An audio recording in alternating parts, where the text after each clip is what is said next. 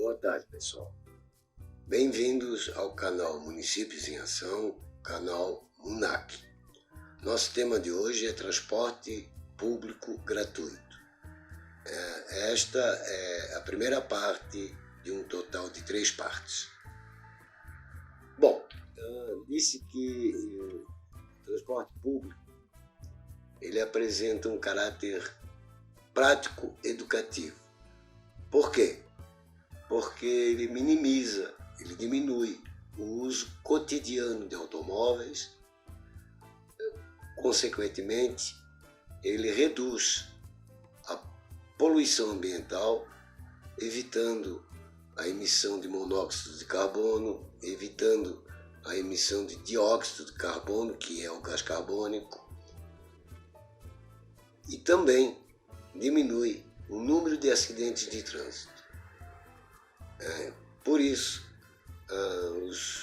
todos os escritos técnicos científicos comentam sobre essa característica do transporte público, que é a característica prática educativa.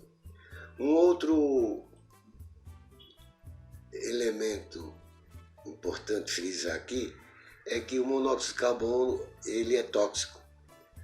O gás carbônico, por sua vez, ele provoca o efeito estufa. Os outros gases, como hidrocarbonetos, aldeídos e outros, são cancerígenos. Portanto, quanto menos veículos estiverem circulando nas nossas estradas e nas nossas cidades, menos poluição ambiental estamos sujeitos a efetivar. Um outro caráter importante e que é frisado também quando se refere a transporte público é o apoio às camadas carentes da população. Essa característica é assim enaltecida porque o usuário do transporte público deixa de tirar dinheiro do seu salário, do seu bolso, para pagamento das passagens de ônibus, de trem, de metrô, e utilizam essas economias em outros consumos, em outros tipos de aquisição, em outro tipo de finalidade, em outro tipo de necessidade que todos os cidadãos possuem, Esse caráter de apoio às camadas carentes da população do transporte público, quando ele é gratuito, também é assim tratado porque se conclui que com a gratuidade existe maior igualdade de condições do cidadão comum que tem uma renda mínima possa se locomover dentro da sua cidade ou intercidades para atender suas necessidades de trabalho, de entretenimento, de busca por emprego, de busca por mais renda, enfim, e todas as necessidades que qualquer cidadão, qualquer ser humano possui. Tem uma terceira característica que é a de atendimento às pessoas carentes. O transporte público ele atende às pessoas carentes de condições de uso do transporte, porque são pessoas portadoras de necessidades especiais, como idosos, crianças, cadeirantes, enfim. Essas pessoas contam já nos dias atuais, na maioria das cidades, com mecanismos do próprio veículo, ônibus, por exemplo, onde existe um elevador para entrar o idoso, para entrar o cadeirante, com seu equipamento, cadeira de rodas e por aí afora.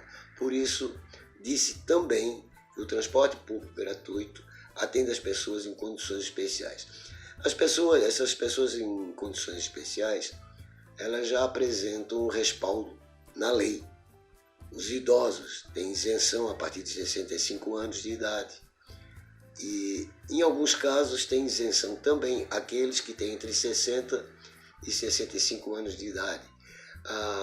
Os cadeirantes já têm uma proteção da legislação, né? Jovens com até dois salários mínimos, né? Desde que se locomovam para o seu trabalho ou para estudo, eles já têm também uma gratuidade, embora existam regras, embora existam condições para atendimento a essas necessidades. Essas três características, elas são de suma importância para fixação, para implantação do sistema de transporte público com esse atributo que é a gratuidade. A gratuidade, ela tem uma lógica, é simples, ela é uma ação tratada e considerada lógica. Por que ela é uma ação tratada e considerada lógica? Ora, nós temos dois tipos nesse contexto de cidadãos. O cidadão consumidor, que é aquele que movimenta a própria economia local, com seus recursos, com seu salário, com seus rendimentos, né? E a gratuidade permite que esse cidadão se locomova de um lado para outro, para se dirigir até o comércio, para se dirigir até uma atividade laboral, para se dirigir até alguma outra localidade que tenha necessidade da sua presença. Por isso, a gratuidade, ela é lógica, porque já que o cidadão é um consumidor por natureza, ele não vai ter o dispêndio do pagamento do bilhete da passagem, do bilhete de ônibus, nem do metrô, por exemplo, mas utiliza esse recurso, utiliza esse dinheiro para outras finalidades e dentro do próprio município. Com isso, por efeito em cadeia, movimenta a economia local, que por sua vez movimenta a economia estadual, que por sua vez movimenta a economia nacional. O segundo item é o do cidadão contribuinte. Todo cidadão contribui de alguma forma para com os tributos. A gente paga IPI, ICMS, IPTU, IPVA, ITBI e uma série de outros tributos que vão para os cofres públicos. Alguns para os cofres do governo federal, outros para o estado e outros para o próprio município. Ora, esse dinheiro é um dinheiro arrecadado pelos governos para ser utilizado na gestão pública. Portanto, nada mais lógico, nada mais sensato do que dispor de uma parcela desse dinheiro que é arrecadado por meio da tributação na gratuidade dos bilhetes, das passagens de ônibus para os cidadãos de algumas categorias. Como assim, a própria lei já prevê, a própria norma já prevê.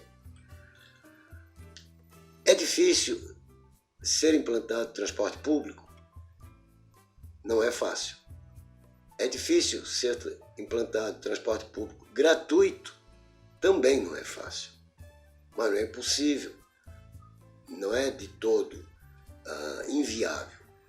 É necessário que hajam acordos, combinações, arranjos entre poder público e poder privado, ou, em alguns casos, de acordo com a arrecadação do município, o próprio município pode subsidiar algumas categorias que terão direito à gratuidade. Nós fizemos um texto, um artigo, que se encontra no link aí na descrição deste vídeo, onde nós demonstramos um conjunto de 18 países que têm transporte público gratuito. Alguns para todo o país e outros para algumas cidades. E como se faz esse arranjo? Como se cria esse arranjo gerencial? Como se cria um fundo para subsidiar o transporte público gratuito? Vontade política. Querer fazer. Política pública. Este é o nome. É a vontade de querer implantar uma política pública. E o que é política pública? Política pública, segundo alguns estudiosos, como o professor Thomas Dee, o professor Francisco Heidemann, enfim, e outros tantos estudiosos, política pública é tudo aquilo que o governo faz ou deixa de fazer. Política pública, conceitualmente, é entendida como qualquer ação ou inação dos governos. Bom, como começar a implantação do sistema de transporte público com gratuidade? A lei e as normas existentes na atualidade já contribuem com grande montante de isenção de pagamentos de passagens, principalmente de ônibus, para determinadas categorias da sociedade brasileira. Por exemplo, a Constituição Federal, por exemplo, o Estatuto da Criança e Adolescente, o Estatuto do Idoso, o Estatuto da Juventude e um conjunto outro de resoluções da própria Agência Nacional de Transportes Terrestres. Isso tem amparo na lei.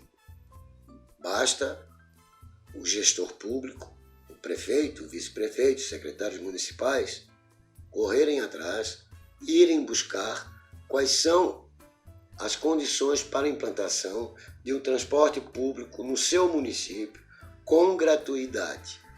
A gratuidade pode ser integral, ela pode ser parcial, ela pode ser escalonada.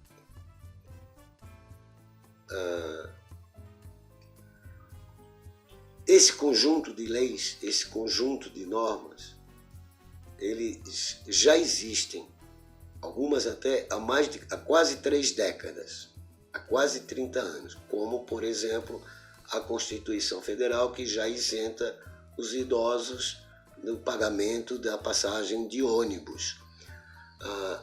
Então, fica aqui o grande alerta. Atenção, novos prefeitos. Quem quer implantar um sistema de transporte público gratuito no seu município, basta fazer. Quem quer, faz. Por quê? Porque as coisas acontecem no município. Todas as coisas acontecem no município. Por agora é isso. Até a segunda parte. Obrigado.